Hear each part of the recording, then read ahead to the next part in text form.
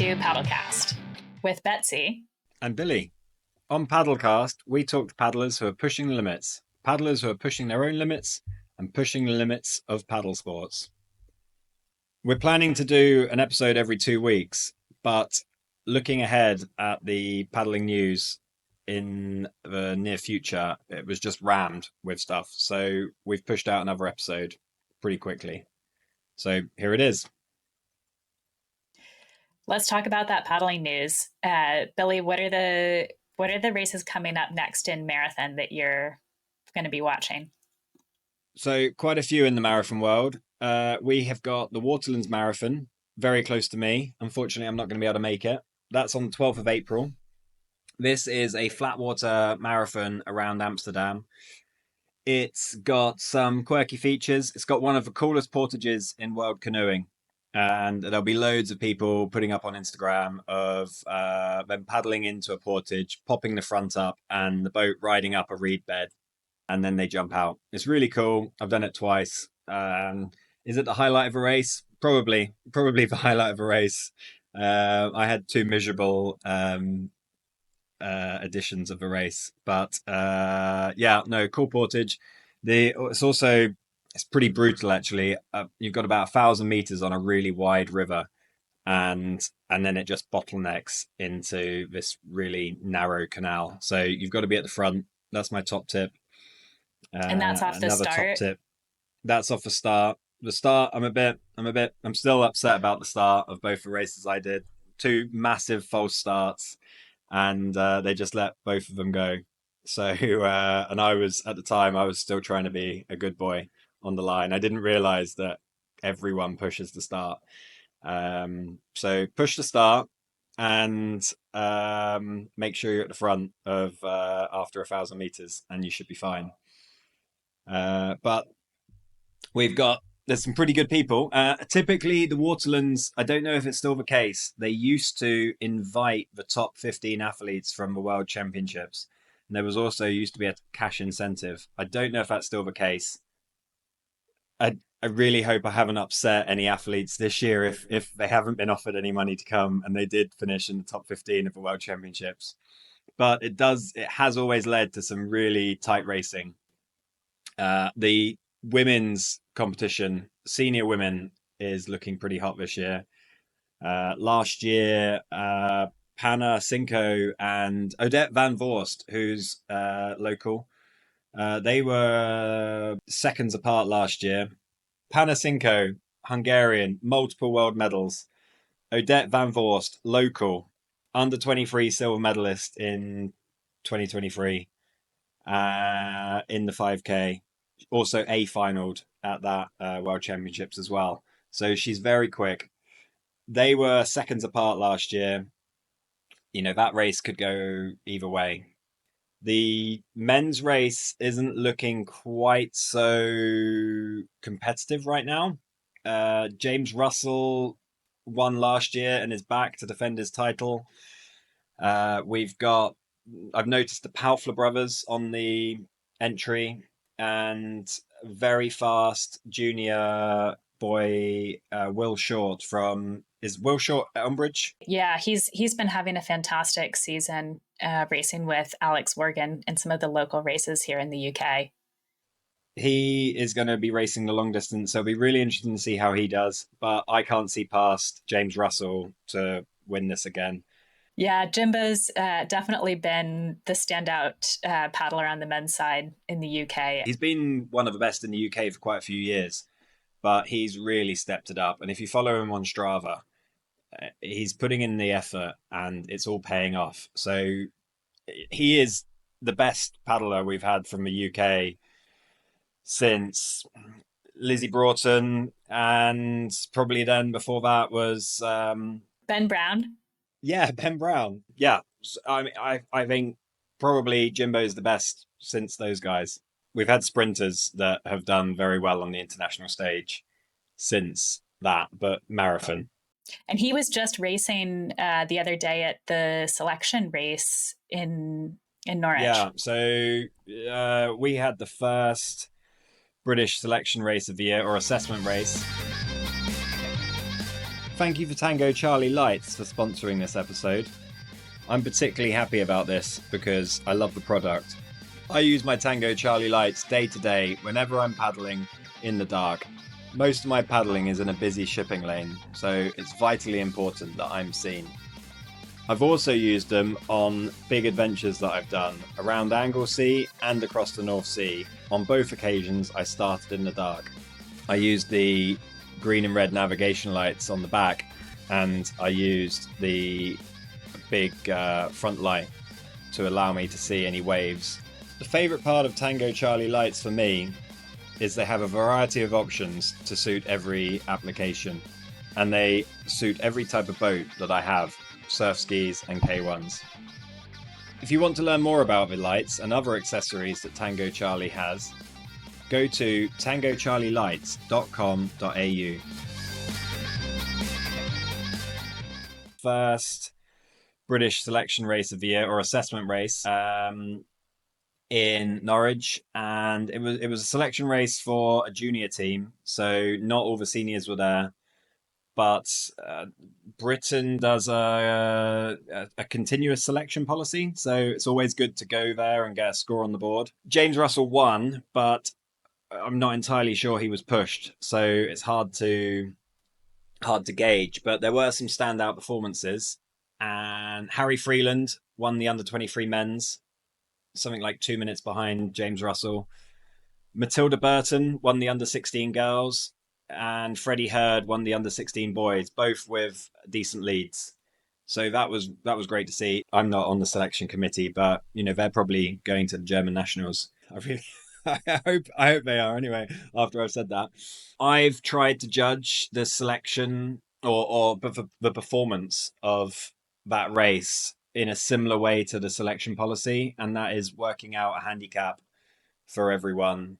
But to do that, you need to judge it on. You need a really reliable paddler, where that their score is pretty much the same every year. I don't know who that person would be, so I've judged everyone's handicap on some people. So those people had the standout performances. How does that handicap system, or how does the official handicap system work, to the best of your knowledge? Yeah, so I am not completely convinced I'm right here, but everyone's results get put into a spreadsheet, and using someone who you know and trust did a pretty consistent performance year on year, and has raced internationally, you judge their handicap score, which is seconds per minute, off a world championship performance. And typically the world champion would be a 0. In the world champion man would be a 0.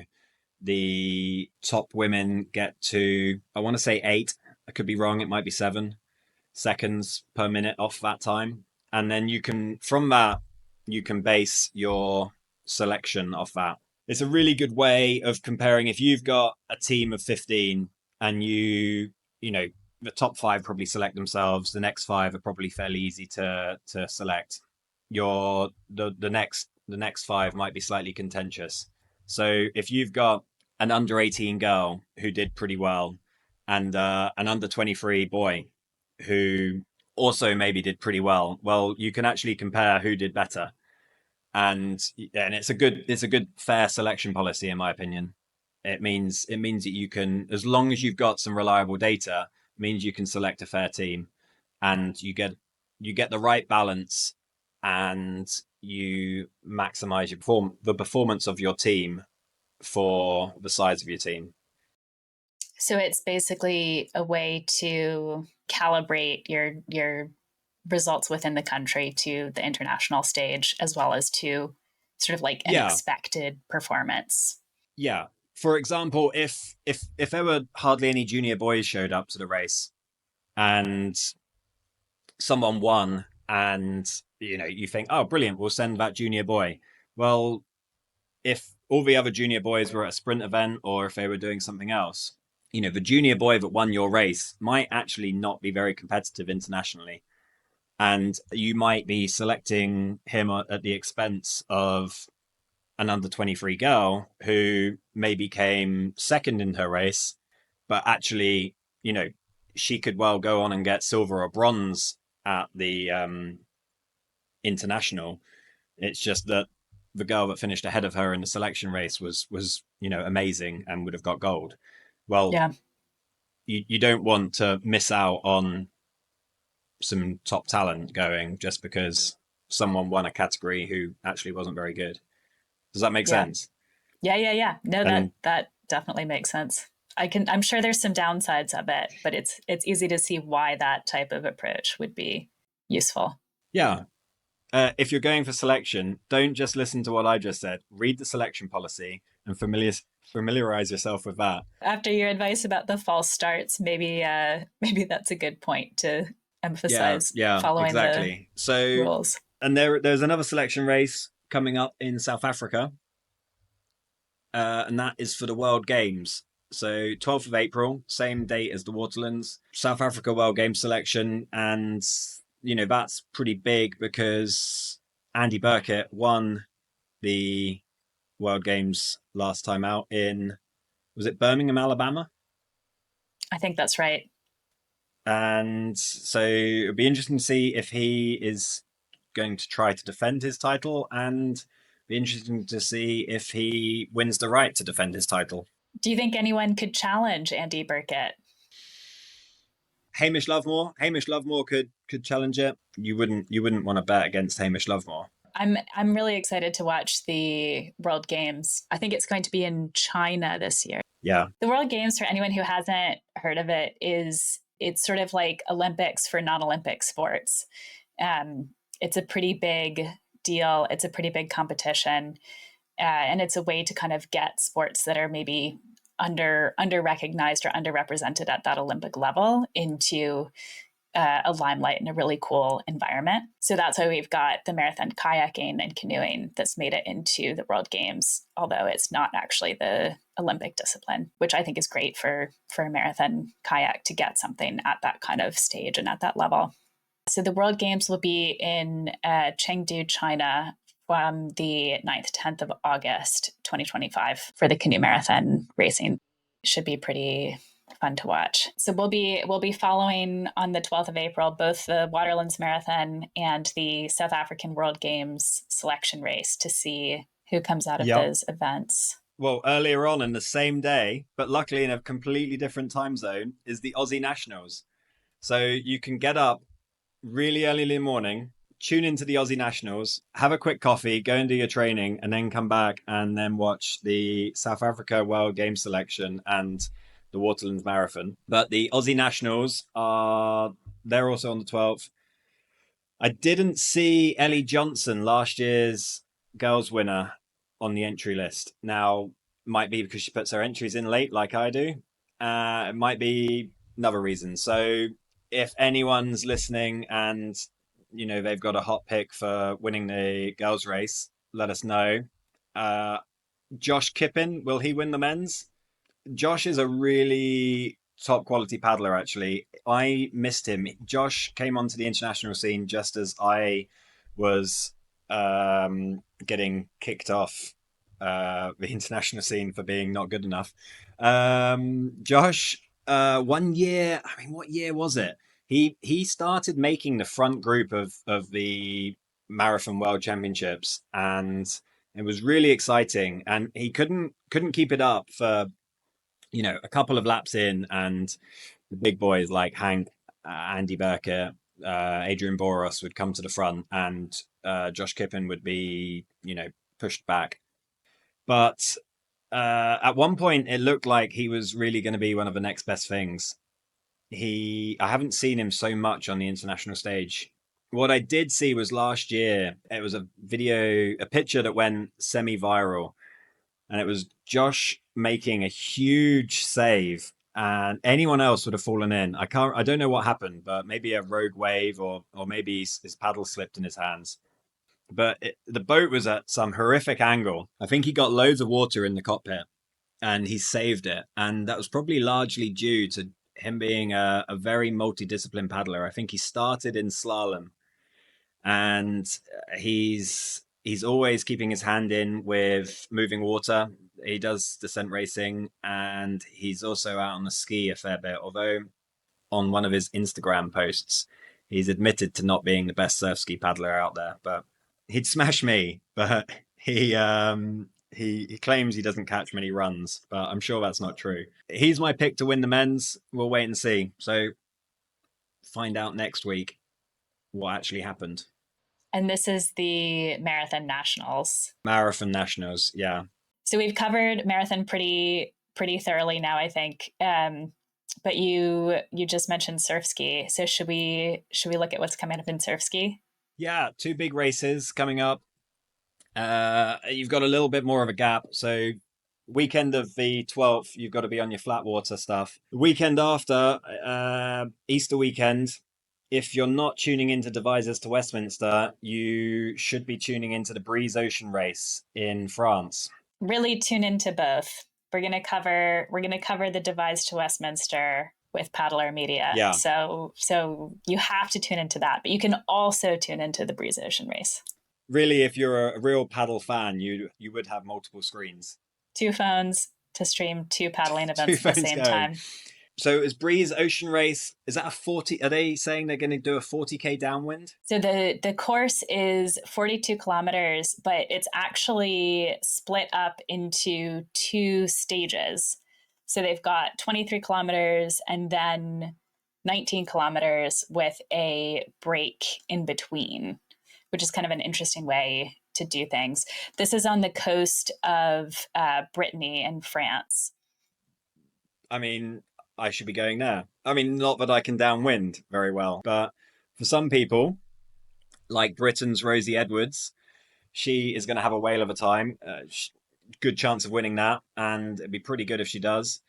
And there's also Sam Newlands, New Zealand's Sam Newlands, who won the Belgian coast race. He's definitely going.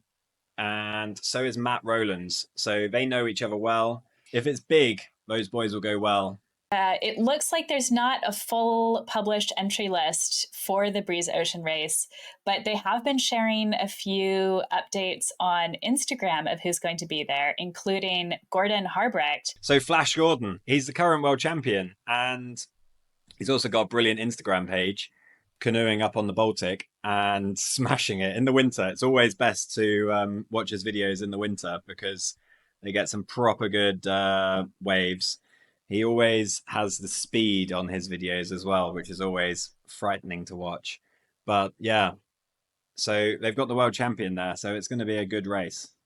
So he won the Surfski World Championships in Madeira last year, and it was the first time that a European had won those, because it's typically someone from South Africa or Australia, at least on the men's side. Matt Fenn will be there, speaking of South Africans as well. Obviously, he's a top name. So it'll be good to see how he does, especially going up against Gordon and then some of the Brits, Billy, who you mentioned, who will be going over. Well, that's going to be a cracking race. So yeah, and then Rosie Edwards on the women's side. We also on the women's side will have Aloha Aishen, who has entered. Aloha is like maybe one of the best multidisciplinary paddlers out there. And I say best, not just because she's top in multiple paddling disciplines, but also in paddling disciplines that are more different from each other. Because I think like marathon kayak and surf ski probably have more similarities. But Aloha has world championships and I'd say like world championship level race wins from outrigger canoeing, or va'a, in the single and in the 6-person boat. She came 6th at the stand-up paddleboard world championships in Sarasota last year, and it was only a few months after she picked up SUP, and that was in the distance race, which was amazing. And she did it without wash hanging because she's new to the sport, so she was like avoiding wash the whole race. And she still finished, I think it was in 6th position. It was incredibly impressive because they all just outsprinted her at the end because she'd had to expend more energy. Shattered. Yeah. Yeah. So she's definitely up and coming in SUP. And then she's also been getting into surfski racing over the last couple of years. And she's done really well with that. I think she raced at the Pacific Games. She's raced at some other French races. She's based in France. So I'm pretty excited to see what Aloha does in surf ski and seeing her go up against Rosie Edwards, too, who's a huge powerhouse in surf ski. It looks like the French paddler Thais Del Rio, which I apologize for mispronouncing, that she will be racing at the Breizh Ocean Race as well. So going up against Aloha and Rosie. And she also comes from a surf life-saving background, which Rosie does too. So if the water is big, they will probably be very comfortable. That's the race to watch. Yeah. Have you got any SUP news? I do. In the SUP world, there has been an interesting announcement recently about a new European SUP League launching. And the first of those races is coming up at the end of April. So that'll be the 26th of April, the Battle for Hercules in Malaga. What's interesting about this European SUP League announcement is that it's come from the European Surfing Federation. And also, there's already a Euro Tour for SUP. So the Euro Tour has existed for quite a while at this point. It's really well established. It's already kicked off for 2025. I wrote about the first event on SUP Racer, which was that race that I mentioned last time where the paddlers were going head to head in the pool, straight out around the turn buoy and back. So that was a neat format. That kicked off the Euro Tour this year. And this new European SUP League, the ESL, will start with this event on the 26th, the Battle for Hercules. And then they've also announced a couple other events. So the Festival Triple ESE in Melilla and the World SUP Festival Costa Blanca, also in Spain. So that's going to be their first phase of the launch in the springtime. And then they've also said there's going to be a second phase of the European SUP League in September and October, which they haven't announced yet. There's this ongoing battle for SUP between the surfing federations and the canoe federations, right? So if I had to guess, and I think there's been some good analysis of this by Mike Jecker from Stand Up Magazine, which we'll put a link to his article about it. If I had to guess, I'd say this is the European Surfing Federation trying to make more of a play for ownership over SUP racing by these surfing federations. It is part of the reputational difference between these two federations in SUP is that the ICF is really, really organized. And so when things come out from the Canoe Federation, they're announcing the dates of races, usually multiple years ahead of time. It's all pretty set in stone. Things tend to run on time. You really know what to expect. With the surfing side, there has long been a bit of a challenge where things are sometimes not as timely, not announced with a lot of notice.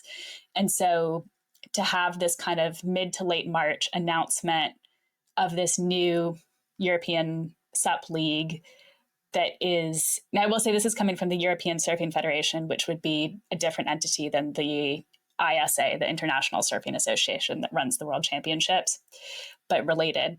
So they've, announced sort of mid to late March that there's this new league starting, and it starts at the end of April, right? So they've given you basically sort of 1 month notice. These races were already on the calendar, and the World SUP Festival Costa Blanca is also listed on the Euro Tour events list.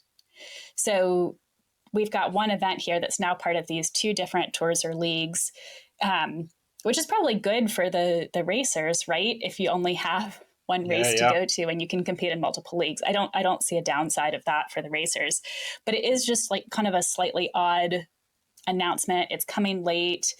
And then the ISA hasn't even announced their location or dates for the 2025 World Championships yet. Okay. which, again, it's not like this is completely unprecedented for them. But, for the athletes, we've gotten to the end of March. We're now in Yeah, April. yeah. Yeah, you need time to plan it. So, I mean, maybe that does make these Euro Tour and new ESL events a little bit more important if we don't have, quite the same buzz around the World Championships. Maybe it's a bit too early to say that, right? They won't be happening until sort of later in the year, later in the season. But it's definitely an interesting choice from the European Surfing Federation. I think that's the biggest thing that I'm watching right now in SUP, and obviously the spring SUP race, which as of recording hasn't happened yet, but I think by the time this goes up, it will have happened. So we'll be looking forward to analyzing the results of that race. And then I think, Billy, was there a couple other descent races coming up that you wanted to mention? Descent racing. Descent racing is probably not going to be going in the news much longer as it all dries up. But we had the Slaney Descent Race in Ireland, a small race. It's just a couple of nice drops and some rapids. It was all locals, so it's a shame that no British guys could just hop on the ferry and go over. It wouldn't be that hard to get over on the Rosslare ferry. But it was won by Digger and Tom Brennan, just ahead of David Hawken and Dave Francis. Now, I have done some Strava stalking on David Hawken, and I believe he false started and got a time penalty for it. So, after I told everyone to false start at Waterlands, this is where I'm going to say, don't false start, people. Don't do it. Respect the starter, because it can affect your results. And going on a worldwide paddle sport podcast, you get called out for it. What are the conditions like at the Slaney? So it's weather dependent. If it gets the weirs aren't always runnable, but I believe the biggest weir of the day was perfect weather conditions for this race. Now, I really wanted to go and do it, but I couldn't make it. It would have been really nice to go. Yeah, hopefully descent racing in the UK takes off a little bit more, and some British guys can go over and do it, because it would be pretty easy to drive along the M4, hop on the ferry, and you're right there. Maybe next year. And then what's coming up next in kind of the end of this season of descent racing? We have got the Scottish Descent Racing Champs at the Spey Challenge. Now, the main race is a 10-mile race. It's got fast water throughout, plenty of rapids, the highlight being the washing machine. And that's not far after the start, and that always claims some victims. If a race has a feature called the washing machine, you know it's going to be good.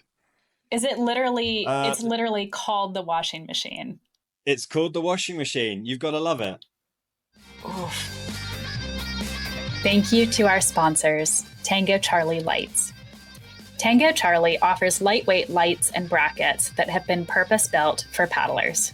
Tango Charlie was founded because of a close call. Reggie Probst had been paddling K1 and Surfski for years when on one early morning paddle in the dark, he was almost run over by a fishing boat because they couldn't see him. He realized that duct taping torches or bike lights to his boat wasn't enough to keep him safe in the dark. So he designed something new. Sleek, lightweight brackets that are easy to put on and take off your boat and stay put while you're paddling. Tango Charlie lights are not boat lights adapted for use on a ski or kayak. They are lights designed and built for paddlers by a paddler. Go to tangocharlielights.com.au to find the right lights for you. Is it literally? It's literally called the washing machine. It's called the washing machine. You've got to love it. The short course is slightly easier because the start starts below the washing machine. So if anyone doesn't fancy the fearsome washing machine, go for the shorter course. There are some big name favourites for both the men's and the women's race. The women's race favourites are Victoria Murray, Margaret Chapman, and Linda Sabo. They're the top contenders for the women's race. The men's race is we've got the Stevely brothers, Will and Sam, Phil Dean, and also an absolute blast from the past, Alan Tordoff. Alan, along with his brother, won, I want to say 6, might have been 7 Liffey descents back to back in the early 90s. And if you go back and watch some of the amazing Liffey videos back from when they had a helicopter following the race, Alan was always at the front of a race. So, he is still at the front of races, and so he could well win this. It's up for anyone. So we'll find out and let you know in the next episode. Looking forward to following the Scottish Descent Nationals as well. When is that coming up? The Spey Challenge is on the 4th of May. So that was a little bit in the future. We could have maybe left that to the next episode, but it gives you a chance to get your entries in. If you're in the UK and you like moving water, get your descent boat out for one last time and head up to Scotland. Take on the washing machine. Can't wait to tune in. There's one more SUP race coming up, and that is on Saturday, the 12th of April. And it's a really unusual race. It is going to be in its 3rd year, and this race is SUP 12. It's called SUP 12 because it is a 12-hour ultra paddling race in Torbay on the coast of Devon in the UK. So if you are familiar with last paddler standing or the backyard ultra concept of just going in laps or loops until you drop, this is in that same vein. The race is hosted by Brendan Prince. He was the first person to SUP around the UK, which he did in 2021. That circumnavigation took him 141 days. So he's definitely an expert in ultra paddling, the kind of person you want to be running an ultra paddling race like this. So it runs from 7 a.m. to 7 p.m. And the question is, who can paddle the most laps in 12 hours? So during that time range, who can do the most laps? Each lap is 3.5 kilometers. And the course is on the sea, so off the coast, but it's on a relatively sheltered bit of sea. But I think they still get some waves here and there. So it's going to be an interesting challenge for the paddlers. It also is one of those race formats that, we've talked on SUP Racer about whether this type of ultra format is a more kind of gender equal format. And so when we look at last year's results from SUP 12, we had Tanya Ecker in 3rd place. So she made it into the top 3 behind PJ Simmons and Bruce Smith. And Tanya did 101.5 kilometers. And then Bruce did 108.5 and PJ did 115.5. So that was 33 laps, 31 laps, and 29 laps in those 12 hours. And Tanya also won the SUP 11 cities last year. So that was the nonstop version of that race. She won the women's category. And again, I think sort of speaking of her level of performance and also kind of the more gender equal aspect of this ultra kind of paddling, she finished only 3 minutes behind the 2nd place male paddler at SUP 11 cities. So I'm not sure if Tanya will be racing in Torbay again this year, but 12 hours of action promises to be pretty exciting. Whilst they're rivals at the World Games Selection Race, you've got some news on Hamish and Andy racing sprint. Yes, I do. So the weekend before the marathon selection race, they are competing in sprint selection races. So Andy Burkett and Hamish Lovemore. And I will also mention here too that this Andy Burkett is different from the Andy Burkett who's racing DW. Burkett and Lovemore will be racing K2 as well as in their K1s, I believe, in Rue de Plot in South Africa for the South African Sprint Championships. And we talked about the selections in the UK that were happening recently as well. So it's definitely selection season for both the marathon and sprint canoe and kayak right now. Burkett and Lovemore are coming off of racing at the Paris Olympics last year, where they raced in K1 and in K2. We'll also see one of those South African Olympians from Paris, Esti Olivier, is going to be racing in the South African Sprint Nationals and selections. So I think she's going for selections again, too, and maybe another Olympic cycle, which will be exciting. So that'll be some good racing in South Africa.